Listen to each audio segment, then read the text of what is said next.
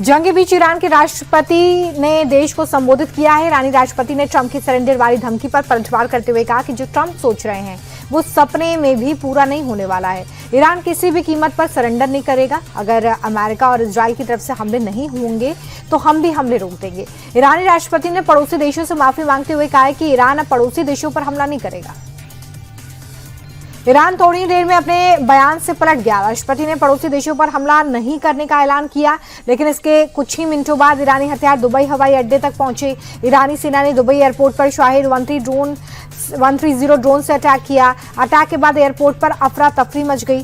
सभी फ्लाइट्स को यहां पर कैंसिल करना पड़ा है। हालांकि कुछ देर बाद फ्लाइट्स का संचालन एक बार फिर से शुरू कर दिया गया।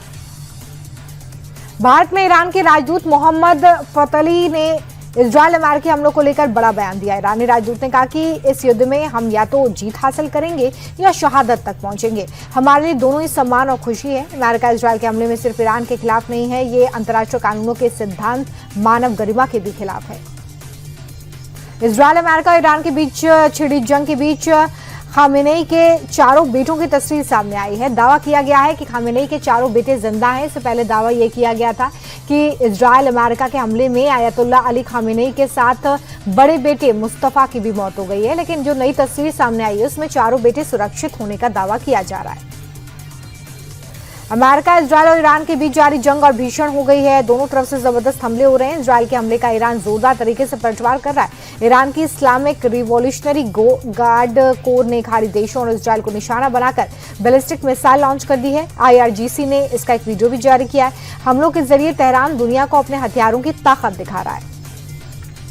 मिडिल ईस्ट में जारी भीषण जंग के बीच सऊदी अरब के रक्षा मंत्री प्रिंस खालिद बिन सलमान ने पाकिस्तान के सेना प्रमुख आसिम मुनीर से मुलाकात की है। रियाद में हुई इस हाई लेवल मीटिंग में ईरानी हमलों पर बात हुई। दोनों देशों के बीच द्विपक्षीय संबंधों को मजबूत करने और क्षेत्रीय सुरक्षा चुनौतियों पर भी विस्तार से बातचीत हुई है। सऊदी ने पाकिस्तान को दोनों देशों में हुए रक्षा समझौतों को भी याद दिलाया है। साथ ही पाकिस्तान से जरूरी कदम उठाने को कहा है। मिडिल ईस्ट में छिड़ी जंग के बीच पाकिस्तान में हाहाकार मचा हुआ है। पेट्रोल और हाई स्पीड डीजल के दाम 55 रुपए प्रति लीटर तक पहुंच गए हैं। पेट्रोल 321 तो डीजल 335 रुपए प्रति लीटर हो गया है। हालात ये हैं कि पेट्रोल पंप पर तेल के लिए गोलियां चल रही हैं। मामला सियालकोट का है, जहां पर पेट्रोल को लेकर फायरिंग हुई है।